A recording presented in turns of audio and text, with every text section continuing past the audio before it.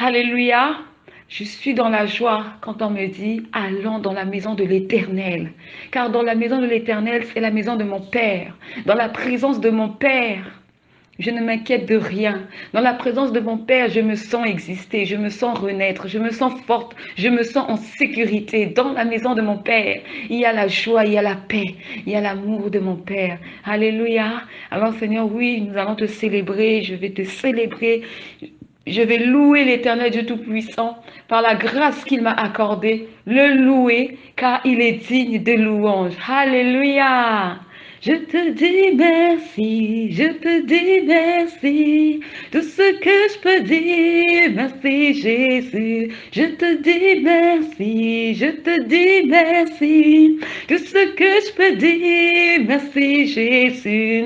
Pour ton amour, pour ta bonté, ta fidélité. Merci Jésus pour ta présence, la guérison, la protection. Merci Jésus. Thank you Lord, thank you Lord. All I have to say, thank you Lord, thank you Lord, thank you Lord. All I have to say, thank you, Lord. Thank you, Lord. Thank you, Lord. All I have to say, thank you, Lord. Thank you, Lord. Thank you, Lord. All I have to say, thank you, Lord. What shall I say unto the Lord?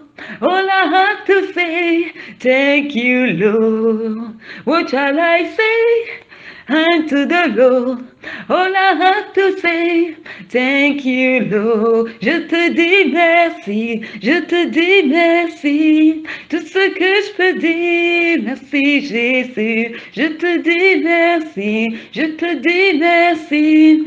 Tout ce que je peux dire, merci Jésus, pour la restauration, pour la délivrance, pour la révélation. Merci Jésus, pour le sacrifice à la croix. Je te dis merci, merci Jésus. Thank you Lord, thank you Lord. All I have to say, thank you Lord, thank you Lord. Thank you, Lord. All I have to say, thank you, Lord. Thank you, Lord. Thank you, Lord. All I have to say, thank you, Lord.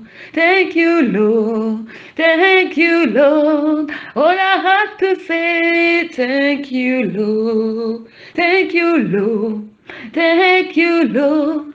All I have to say, thank you, Lord. Thank you, Lord. Thank you, Lord. All I have to say, thank you, Lord. Alléluia. Gloire à Jésus. Alléluia. Jésus-Christ est vivant. Alléluia. Nous avons reçu Christ, nous avons le trésor qui est la parole. Et ce trésor est plus que de l'or, est plus que les richesses de ce monde. Alors considérons, réalisons que Dieu est vivant. Réalisons que Dieu nous aime. Réalisons que Dieu est avec nous. Et si Dieu est avec nous, qui sera contre nous? Alléluia. C'est pourquoi réjouissons-nous toujours dans le Seigneur. Réjouissons-nous toujours dans le Seigneur. Ne permettez pas que les circonstances de la vie vous mettent à terre. Ne permettez pas que les problèmes, les ondits vous mettent à terre. Non, non, non, non, non. Souvenez-vous toujours que Jésus-Christ a été méprisé, a été rejeté, a été humilié. Mais malgré tout ce qu'il a vécu, malgré tout ce qu'il a enduré, il a fait l'œuvre de son Père. Il a fait l'œuvre de son Père. Il est allé jusqu'au bout. Certes, vers la fin, il a voulu repousser chemin. Vers la fin, il a hésité. Vers la fin, la Bible nous dit, c'est écrit, qu'il a commencé à ressentir la peur, l'angoisse. Mais il a prié. Il a prié, il s'est tourné vers le Père. Il a dit, Père, que si cela est possible, éloigne de moi cette coupe. Mais toutefois, non ma volonté, mais ta volonté. Alléluia. Nous sommes là pour faire la volonté de Dieu. Elle peut paraître difficile. Elle peut paraître lourde, mais rien n'est lourd parce que Jésus a dit, donnez vos fardeaux, donnez-moi vos fardeaux, mon joug est léger. Ce n'est pas nous, c'est Jésus qui nous porte. Jésus-Christ est le vrai cep, nous sommes les sarments. Alors laissons-nous conduire par le Saint-Esprit. Permettez au Saint-Esprit de s'établir dans vos vies, de régner dans vos vies, de vous guider dans votre marche chrétienne. Parce que vous ne savez pas où vous allez. Non, Moïse ne savait pas où est-ce qu'il allait. Mais Abraham ne savait pas où est-ce qu'il allait. Mais Abraham a eu la foi et il a suivi Dieu. Dieu lui a dit, quitte la maison de ton père, quitte ta patrie, suis-moi. Je te bénirai. Il ne savait pas où il allait. Mais il avait une parole. Et c'est cette parole, il s'est attaché, il s'est accroché à cette parole. Jusqu'à ce qu'il a vu les merveilles de l'Éternel. Hey! Alléluia! Alors, mon frère, ma soeur, lève-toi pour le Seigneur. Loue ton Dieu. Ouvre ta bouche, commence à déclarer les paroles de vie. Car oui, il y a la vie dans la parole, car Christ est la vie et la parole, c'est Christ. Mais dans tes soucis, il y a la mort. Dans tes soucis, tes os vont dessécher. Dans ta tristesse, tu seras abattu, tu ne pourras rien faire. Mais dans la joie du Seigneur, la joie du Seigneur, elle est ta force. La joie du Seigneur, oh, la joie du Seigneur te fait faire ce que 5 personnes auraient dû faire en l'espace de 7 heures. Toi, tu le feras tout seul parce que la joie en toi va déborder, la joie en toi va te fortifier, la joie en toi va te donner une force qu'on ne peut pas expliquer. Alléluia. Alléluia. Dieu, tu es merveilleux. Tu es merveilleux, Jésus. Et nous voulons te célébrer, nous voulons te louer, nous voulons élever ton saint nom. Nous voulons juste te dire merci à travers ces louanges. Alléluia. Magnifique Jésus à l'intérieur, agis sur l'extérieur. Oh, quel changement dans ma vie. Jésus à l'intérieur, agis sur l'extérieur. Oh, quel changement dans ma vie. Jésus à l'intérieur, agis sur l'extérieur. Oh, quel changement dans ma vie.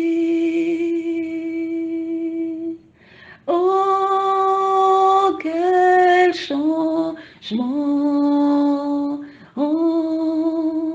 dans ma... Nous qui portons le nom de Christ, qui portons le témoignage de Christ, cherchons à connaître Christ en profondeur. Ne nous limitons pas à la surface. Non. Cherchons à connaître ce Jésus-Christ qui a souffert pour nous à la croix. Nous disons, Christ est mort, Christ est ressuscité. C'est trop facile.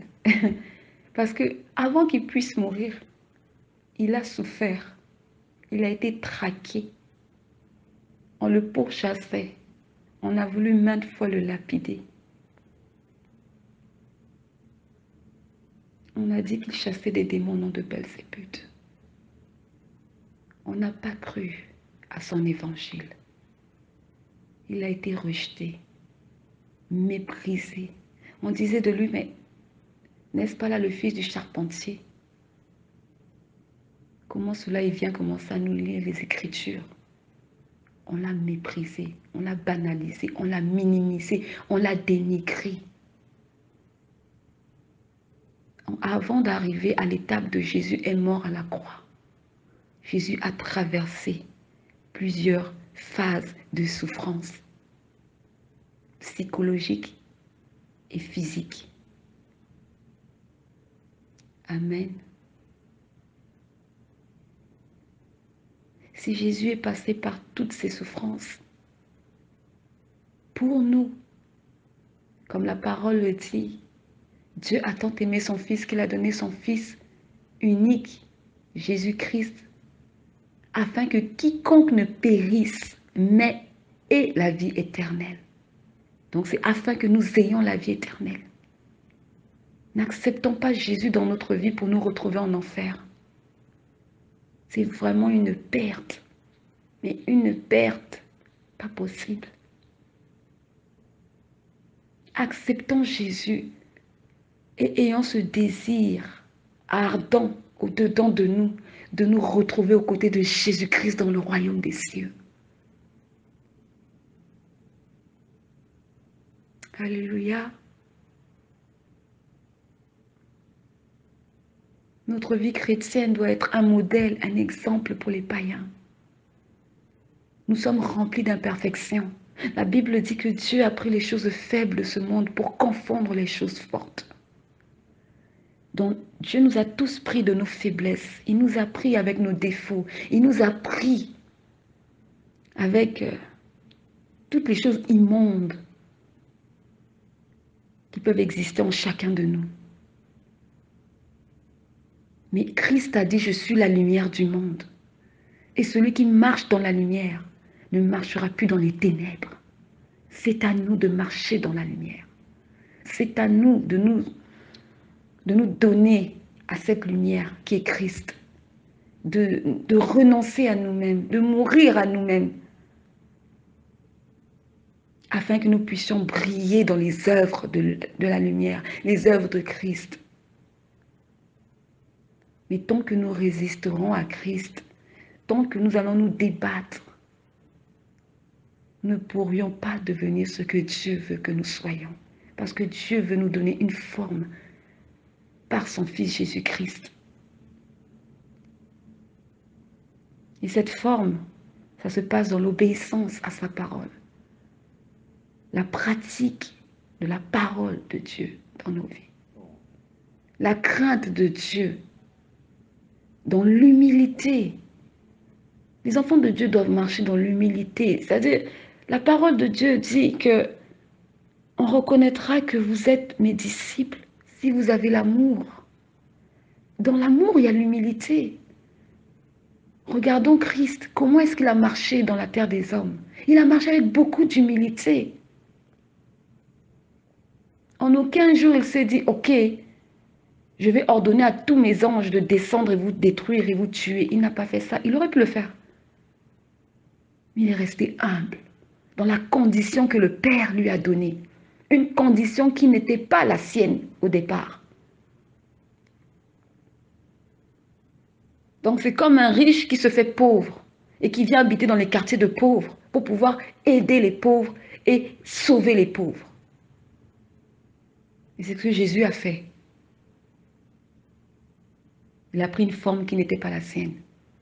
Il est venu marcher aux côtés des hommes impurs, impurs et puis pécheurs.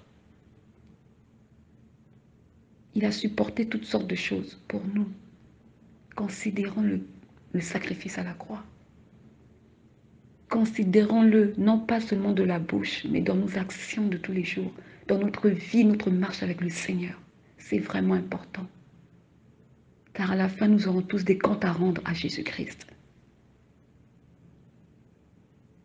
Que le Seigneur fortifie son Église. Que le Seigneur se révèle davantage à son Église. Que le Seigneur mette dans le cœur de ses enfants ce désir ardent de le connaître en profondeur. Cet amour de s'attacher à Christ. De détacher le regard des intérêts, des attraits de ce monde. Car le monde n'a rien à nous offrir. Le monde n'est qu'illusion, mensonge, ruine. Alléluia.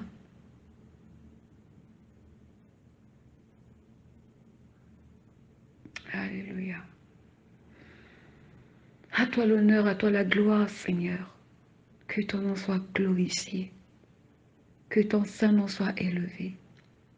Et que nous, ton Église, tu nous apprennes à marcher dans l'humilité, dans la crainte. Tu nous apprennes à être, que tu puisses nous apprendre à être serviteurs des uns des autres. Car c'est cela que Christ a fait.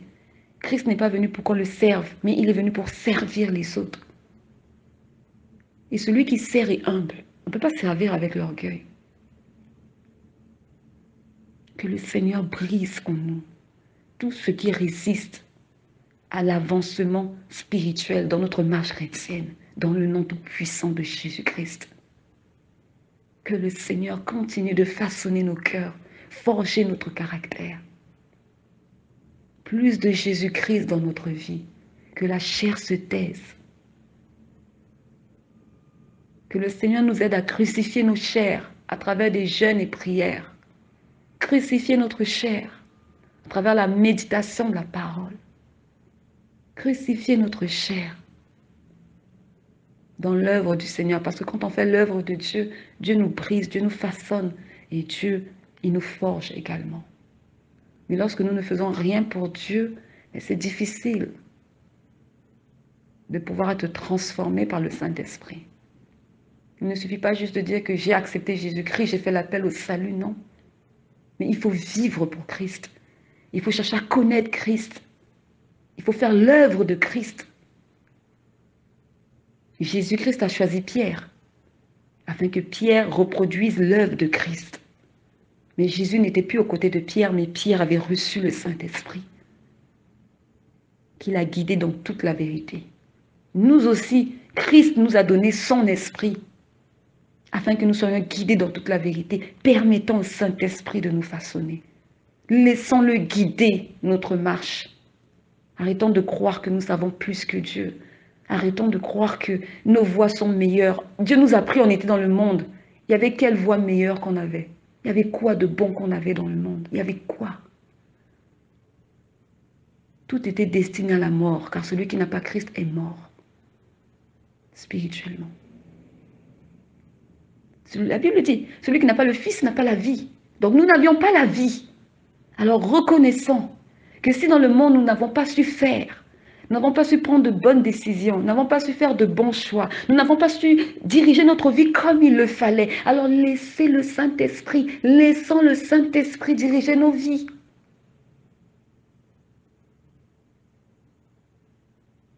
Amen. Judas pensait qu'il avait la solution au problème d'Israël. Judas pensait pouvoir utiliser Christ pour ses intérêts personnels. Il a pensé beaucoup de choses, hein? Mais nous connaissons tous la fin de Judas. Il est mort. Celui qui n'a pas le Fils n'a pas la vie. Il est mort. Alors, nous qui avons reçu cette grâce d'avoir reçu Jésus-Christ comme Seigneur et Sauveur, valorisons Christ dans notre vie. Valorisons notre marche chrétienne. Faisons briller notre marche chrétienne. Les étudiants qui... En fait, les étudiants ambitieux. Un étudiant ambitieux, c'est quoi? C'est un étudiant qui sait ce qu'il veut. Il arrive à l'université, il a compris qu'il est là pour travailler. Il a compris qu'il est là pour avoir une moyenne avec mention.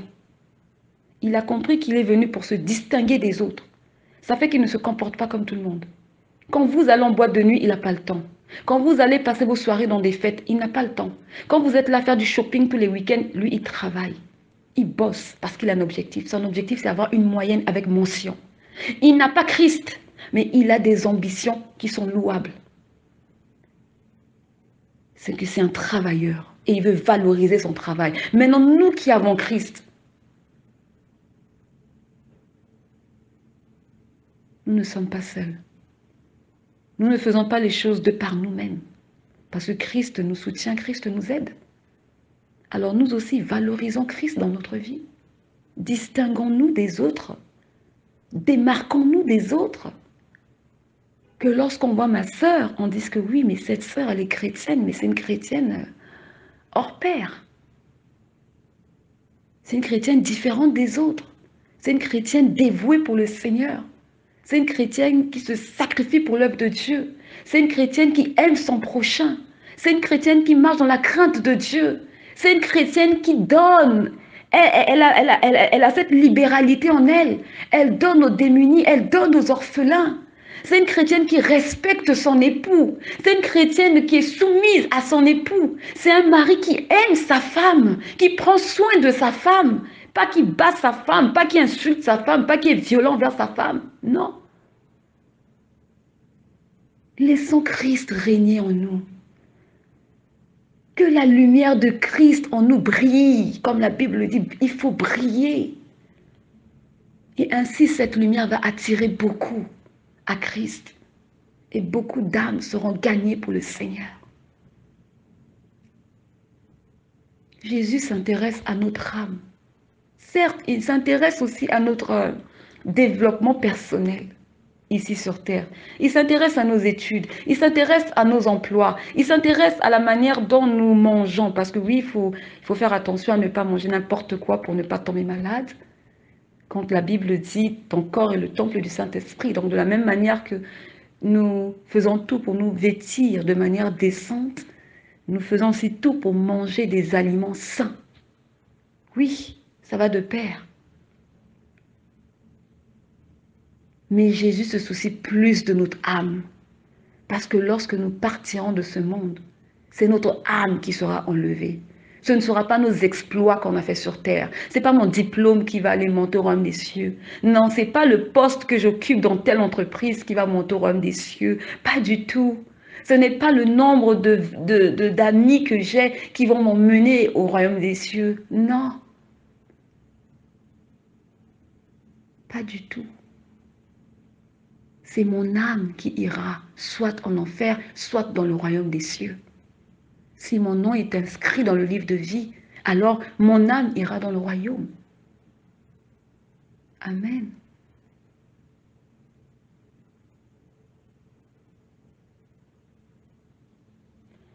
Soyons fortifiés dans le Seigneur Jésus-Christ, persévérants dans le Seigneur Jésus-Christ et gardons nos yeux fixés vers le Seigneur. Attachons-nous fortement à sa parole.